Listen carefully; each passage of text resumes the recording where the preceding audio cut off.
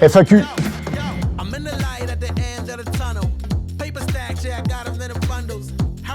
Bon, je vous ai demandé en story si vous étiez chaud pour une petite FAQ et vous avez été nombreux, donc c'est parti. Je vais pas rester là, on va aller dehors. Let's go.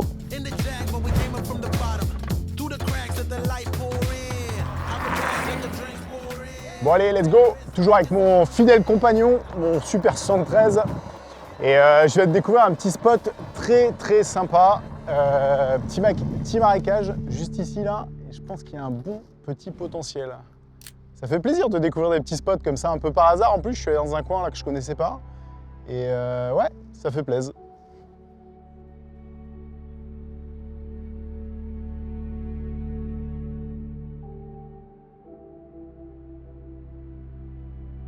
Ok, bon, ça me semble pas mal ici. Pour répondre à vos questions, et les deux premières, c'est Valentin et Gprofilm qui me demandaient si j'allais être là cette année au Salon de la Photo. Je sais pas, j'aimerais bien être là, mais c'est pas sûr, ça dépendra de pas mal de choses, notamment un contrat pro. Je vais voir. Ensuite, Antoine, tu me disais, est-ce que je prends des vacances YouTube des fois? Bah ouais, carrément. Je prends tout le temps des vacances l'été. D'ailleurs, à la fin de cette vidéo, je pars en vacances. Enfin, je vais travailler tout l'été et je prends mes vacances en septembre, donc je vais anticiper un peu mes vidéos. Et ouais, c'est essentiel.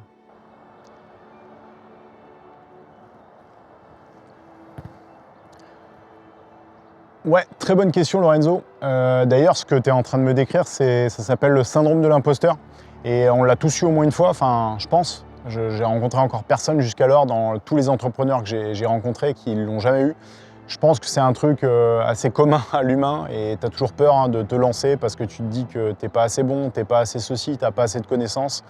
Et au final, une fois que tu t'es lancé, eh bien, tu te dis toujours après que finalement cette peur, elle était pas fondée et que de toute façon, tu n'auras jamais suffisamment de connaissances, tu ne seras jamais le meilleur. Et en fait, on s'en fout. Le but, c'est pas d'être le meilleur, le but, c'est de faire ce que tu as envie de faire, ce qui te passionne, ce qui te plaît, ce que tu as sur le cœur. Et le reste, c'est pas grave, en fait. Tu auras toujours quelqu'un au-dessus de toi, mais peut-être que tu as plein de gens avec qui tu peux partager des choses. Donc clairement, lance-toi, mec. Ok.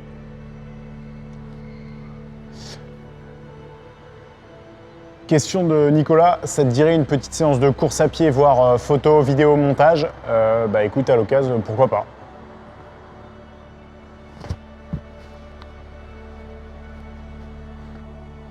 EPE Studio, désolé si je dis mal ton nom. Ça a pas mal changé ces dernières années parce que YouTube a pris pas mal de place pour moi. Et c'est un choix, en fait c'est un choix, et c'est un choix aussi business aussi de me dire que je veux un peu moins de contrats pro, mais des plus gros, des plus intéressants. Un peu comme le contrat que j'ai fait avec Center Park, c'est clairement le genre de contrat qui me plaît. Ce qui me plaît moins, c'est le mariage.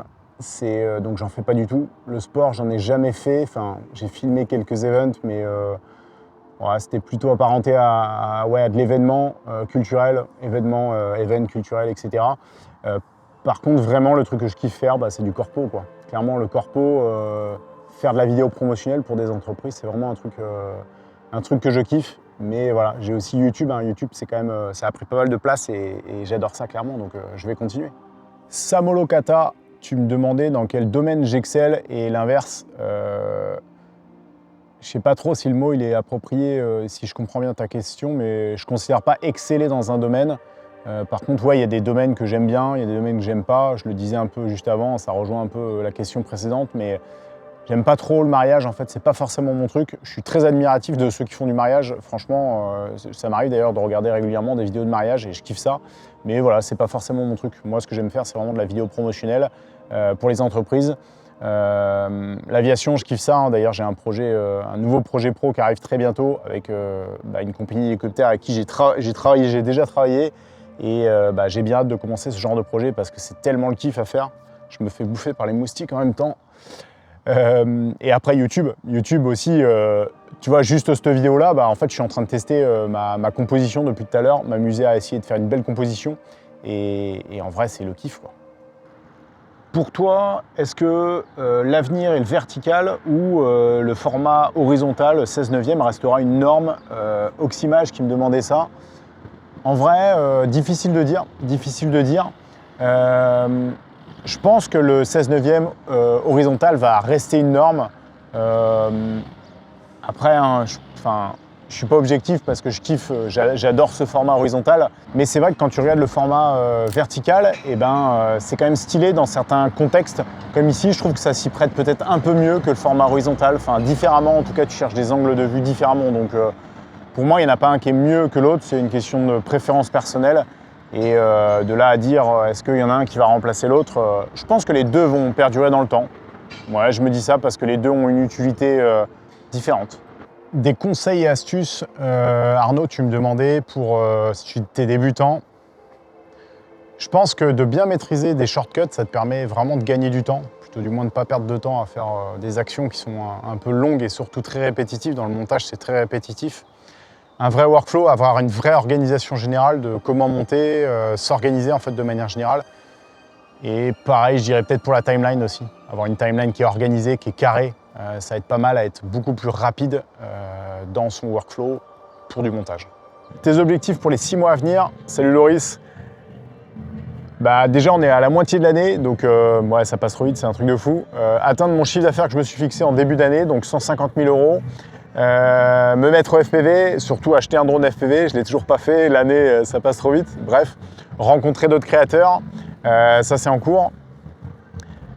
Faire du sport, continuer le sport 2 fois par semaine, c'est pas mal je pense. Et puis après, continuer l'écriture de ma prochaine formation. Stabilisateur, juste pour quelques plans spécifiques ou tout le temps utilisé.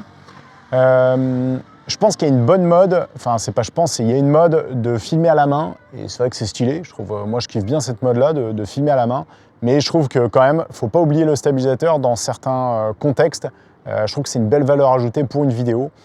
Je pense que les deux se complètent, il n'y en a pas un qui va sans l'autre, ça dépend vraiment surtout, ça dépend vraiment et surtout du message que tu as envie de faire passer.